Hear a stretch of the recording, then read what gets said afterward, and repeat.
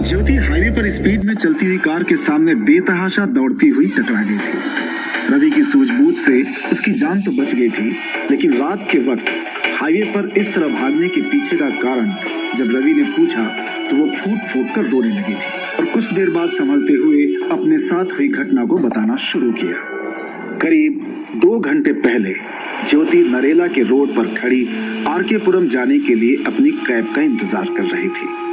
रात बहुत हो चुकी थी, इसलिए बहुत कम कैब और लोग रास्ते पर मौजूद थे। ज्योति कैब का इंतजार करके अब इरिटेट हो चुकी थी। तभी उसका फोन बजा। ज्योति ने फोन उठाया तो उधर सामने लाइन पर कैब ड्राइवर था, जिसने ज्योति को राइड कैंसिल करने को कहा। ज्योति पहले से ही आधे घंटे तक कैब का इंतजार करके इरिटेट हो गई थी और अब वो राइड कैंसिल करना नहीं चाहती थी। ज्योति ने कहा, नहीं भैया, अब मैं राइड कैंसिल नहीं करूंगी। अब आधा घंटा लेट हो और अब आप मुझे कह रहे हैं कि राइड कैंसिल कर दूं?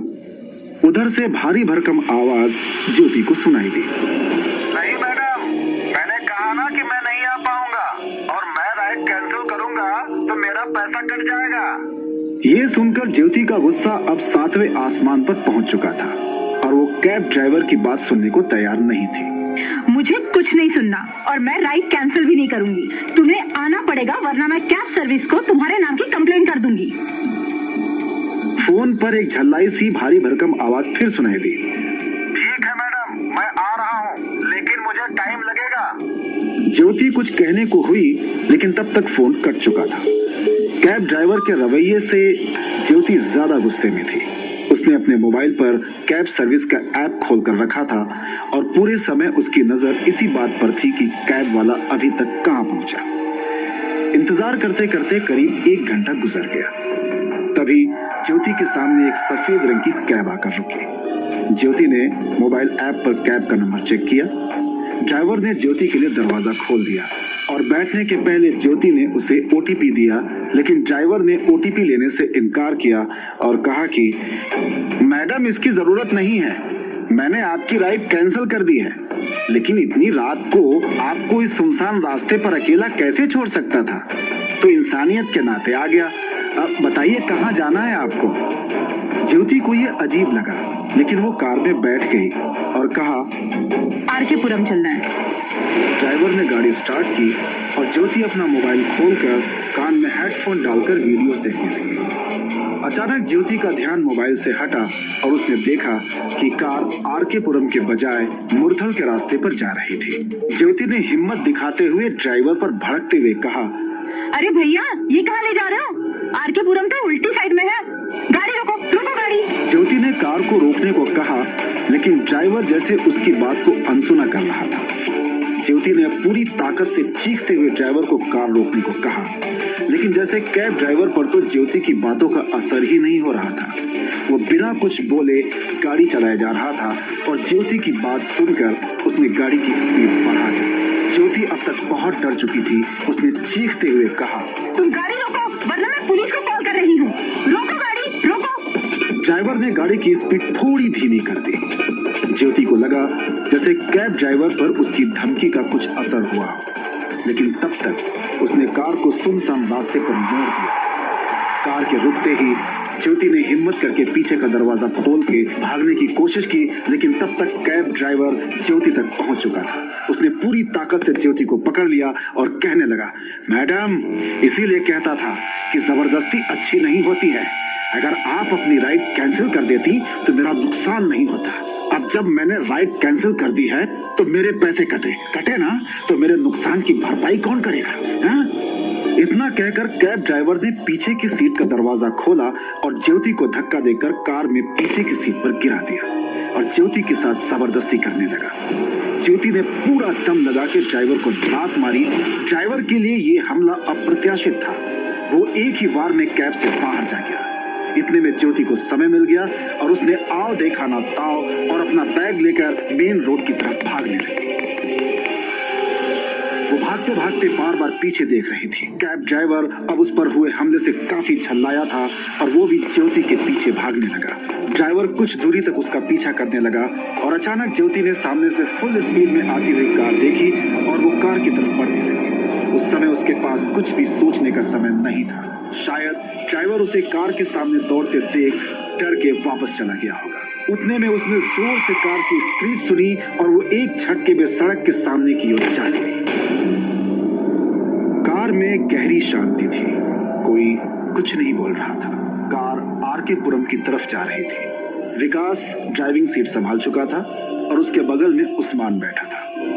कार के पीछे की सीट पर राम्या, स्वाति, ज्योति के साथ रवि भी बैठा हुआ था।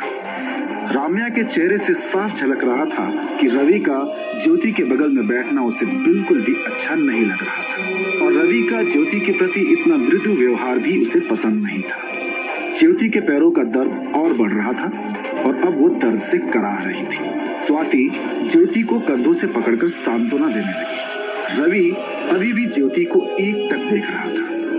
उसके चेहरे की मासूमियत, उसकी हिम्मत और दिलेरी देखकर काफी इम्प्रेस्ड लग रहा था।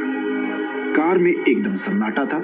तभी रवि ने कहा, विकास, कार हॉस्पिटल की तरफ ले लो। एक सरकारी हॉस्पिटल के सामने विकास ने कार को रोका। जैसे ही कार रुकी, रवि बहुत जल्दबाजी में इमरजेंसी वार्ड की तरफ भागा। विकास भी कार से उतर गया और रवि के पीछे पीछे जाने लगा। इमरजेंसी वार्ड में पहुंचकर रवि ने एक व्हील चेयर लिया और जैसे ही व्हील चेयर लेकर कार की तरफ बढ़ने को हुआ, तभी उसके सामने विकास आकर खड़ा हो गया। विकास की आंखों में बहुत सारे सवाल थे और जैसे उसे रवि से बहुत कुछ कहना था, उसको देखकर रवि ने कहा, विकास, जो भी बात करनी है हम बाद में करते हैं। विकास अब थोड़ा गुस्से में था। क्या कर रहा है यार रवि तू? देख भाई, जो होना था वो हो गया। शुक्र करो कि लड़की को ज्यादा चोटें नहीं आई हैं। उसे यहाँ छोड़ दे, चलते हैं। उसे एडमिट करवाने के चक्कर में हम सब फंस जाएंगे। ये पागलपन मत कर। लेकिन विकास की बात का जैसे रवि पर कोई असर ही नहीं हो रहा था। वो भागते हुए व्हील चेयर को कार की दिशा में ले जाने लगा और भागते भागते ही विकास को कहने लगा, इसमें पागलपन की क्या बात है? उसका एक्सीडेंट हमारी कार से हुआ है और जब मैं ड्राइव कर रहा था, ये मेरा फर्ज बनता है कि मैं उसे एडमिट करूं। विकास ने गुस्से में रवि का हाथ पकड़ा और उसे अपनी तरफ खींचते हुए लगभग चिल्लाते हुए कहा, अरे तू समझ क्यों नहीं रहा है? मैं भी वही बात कर रहा हूँ। कार तू चला रहा था और तूने पी रखी थी। अगर लड़की ने बता दिया तो पुलिस सीधा अंदर कर देगी।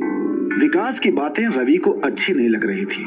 उसने अपना हाथ झटक कर बहुत ही कड़े शब्दों में विकास को सुनाया, लड़की नहीं, ज्योति नाम है उसका।